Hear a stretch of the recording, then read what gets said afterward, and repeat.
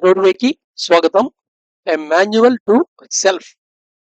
A manual to self. So మనన్న trigger ఒక event, ఓ మూమెంట్, ఒక ట్రిగరింగ్ సిచ్యువేషన్ వల్ల, ట్రిగరింగ్ మూమెంట్ వల్ల నువ్వు రకరకాల పాత్రలు ఉంటాయి. ఆ ఒక్కొక్క పాత్ర దేని మీద ఆధారపడతాయి. నీ ఎన్ నెంబర్ ఆఫ్ పాత్స్ అన్నిటికీ background, belief system, identity, condition, ఈ 3 ఫ్యాక్టర్స్ ఉంటాయి. దీంట్లో బిలీఫ్ సిస్టమ్ అనేది ఒక టెంప్లెట్ ఆఫ్ లైఫ్ అని చెప్పొచ్చు.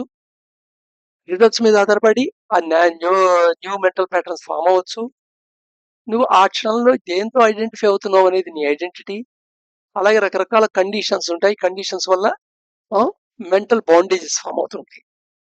ఈ మూడింటి యొక్క పరంగా రెస్పాన్సెస్ క్రియేట్ అవుతాయి. N number of responses form అవుతాయి. So every mental pattern is programmed by your mind.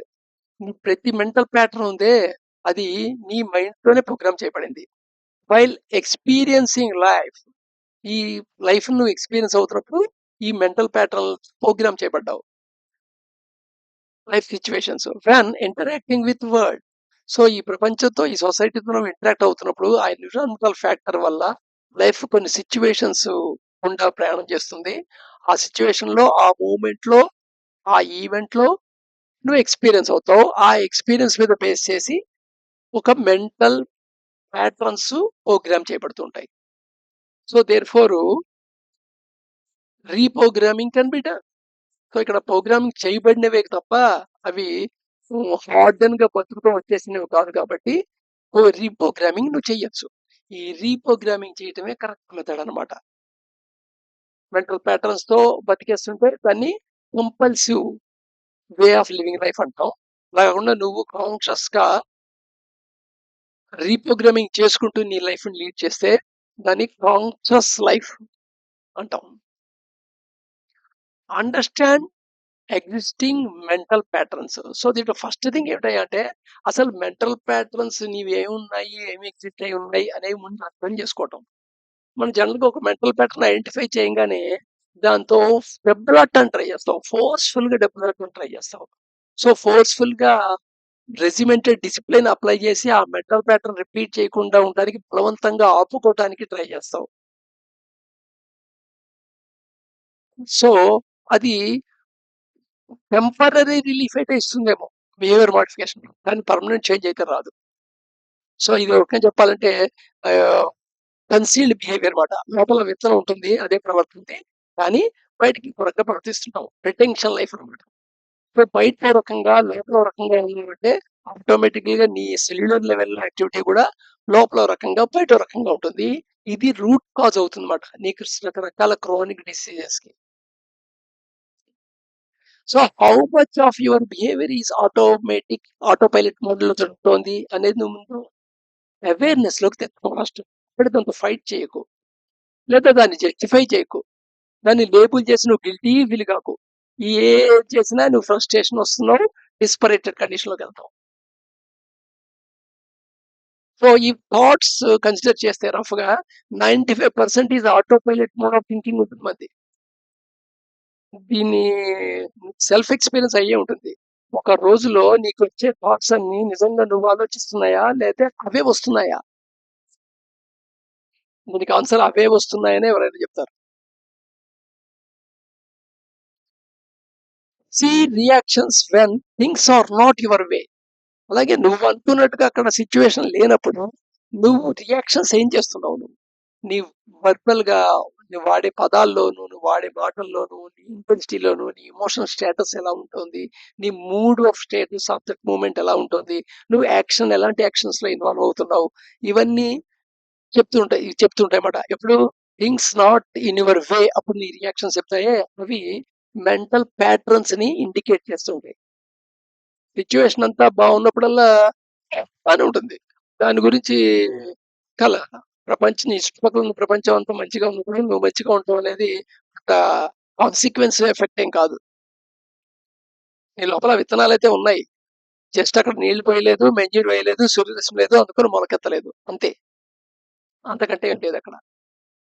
So understanding the existing mental patterns, ఇది ఫస్ట్ స్టేజ్, చాలా ఇంపార్టెంట్. ఈ అండర్స్టాండింగ్ లో జస్ట్ యాక్సెప్ట్ చేయి, ఈ పర్టిక్యులర్ మెంటల్ ప్యాటర్న్ నీకుంది. ఈ ఈ సిట్యుయేషన్‌లో ఇలాగే ఆలోచిస్తాను. ఈ సిట్యుయేషన్‌లో ఇలాగే మాట్లాడతాను. ఈ సిట్యుయేషన్‌లో ఇలాగే ప్రవర్తిస్తాను. ఈ సిట్యుయేషన్‌లో ఇలాగే ఎమోషన్ నేను జనరేట్ చేసుకుంటాను. అనేది ముందు యాక్సెప్ట్ చెయ్యి. దట్ ఈస్ ఆల్రెడీ ఉన్న మెంటల్ ప్యాటర్న్ అది. ఇది హ్యాబిట్స్ లెవెల్‌లో ఉందో, రెస్పాన్స్ చూసింగ్ లెవెల్‌లో ఉందో, లేదా రియాక్టివ్ లెవెల్‌లో ఉందో, స్పాంటేనియస్‌గా రిఫ్లెక్షన్ యాక్షన్ కింద ఉందో. సో, ప్రెజెంట్ ఆ ఉన్నవి నోట్ చెయ్యి ఫస్ట్.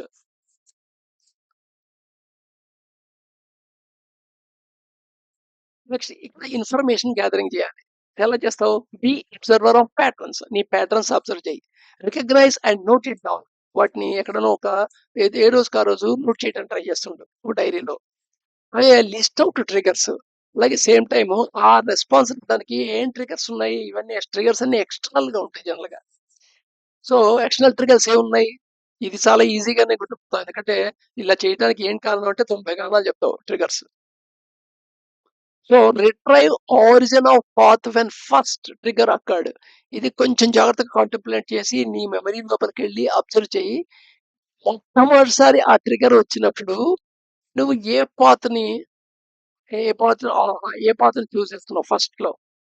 అప్పుడు ఆరిజిన్ ఆఫ్ పాత్ ఏమిటి? ఆ origin of path first time చేస్తున్నప్పుడు ఆ ట్రిగరింగ్ ఈవెంట్ బట్టి నీ యొక్క బిలీఫ్ సిస్టమ్ దేని మీద, ఈ ఐడెంటిటీ దేని మీద, నీ యొక్క కండిషన్ దేని మీద ఈ పాత్ సెలక్షన్ జరిగింది అనేది అర్థమవుతుంది. ఇదొక్కటే కొంచెం typical step. Retrieving the origin of path when first trigger occurred అనేది. But can be done. Impossible అయితే కాదు. సో నెక్స్ట్ స్టేజ్ ఏమిటి అంటే reprogramming method. So reprogramming method ని మనం స్టార్ అని గుర్తుంచుకోవచ్చు. STA. దీంట్లో రీప్రోగ్రామింగ్ లో ఏం చేస్తావు? ఫస్ట్ నువ్వు ట్రిగర్ ని చూస్తున్నావు. ట్రిగర్ ఆల్రెడీ స్టోర్ చేసుకున్నావు కదా, అవేర్ లో ఉంది కదా. So trigger associate with mental pattern situation రాగానే జస్ట్ ముందు పాజ్ టెక్నిక్ వాడి స్టాప్ చేయి. పాజ్ టెక్నిక్ అంటే ఏంటి? బాగా దీర్ఘంగా గాలిపించుకొని జస్ట్ ఒకసారి వదిలేయటం.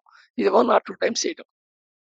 జస్ట్ ఆ చిన్న రిపిల్ ఆఫ్ గ్యాప్ క్రియేట్ చేయాలన్నమాట.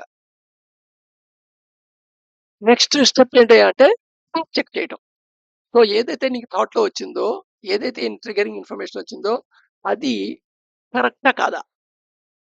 సామాన్యంగా ఇక్కడ నువ్వు ఎజ్యూమ్, ఒపీనియన్ మిక్స్ అయిపోయి ఉంటుంది. నీ ఎజ్యూమ్, ఒపీనియన్ ఇవన్నీ అవేర్నెస్ లో సెపరేట్ గా చూడగలిగితే ఫ్యాక్ట్ చెక్ లోకి వెళ్ళిపోతావు, ట్రూత్ చెక్ లోకి వెళ్తావు. ఎప్పుడైతే ట్రూత్ చెక్ చేస్తున్నావో ఆటోమేటిక్ గా బ్రెయిన్ ఆటోమేటిక్ గా ఆల్టర్నేటివ్ రెస్పాన్సెస్ ని ఎదుర్కొని పెడుతుంది నీకు. ఆల్టర్నేటివ్ రెస్పాన్స్ ఇంకేం రెస్పాన్స్ ఉన్నాయి, ఎలా చేయొచ్చు, ఇలా చేయొచ్చు, ఇలా చేయొచ్చు. సో రెస్పాన్స్ 1, 2, 3 అలా రెస్పాన్సెస్ వస్తాయి. ఇక్కడ నువ్వు కాన్షియస్ గా చూస్ చేసుకొని దాన్ని అలాంటి సిచ్యువేషన్, సిమిలర్ సిచ్యువేషన్ వచ్చినప్పుడల్లా దాన్ని రిపీట్ చేయడానికి ట్రై చేస్తుంటాం. ఫస్ట్ మెంటల్ గా రిపీట్ చేయడానికి ట్రై చేస్తావు, తర్వాత వర్డ్స్ రూపంలో ట్రై చేస్తావు, తర్వాత ఫిజికల్ బిహేవియర్ లో కూడా వస్తావు. సో దీన్ని రీఇన్ఫోర్సింగ్ అంటారు. రీఇన్ఫోర్సింగ్ చేసి రీప్రోగ్రామింగ్ చేయొచ్చు. So star technique: tap, truth check, alternative response, reinforcement.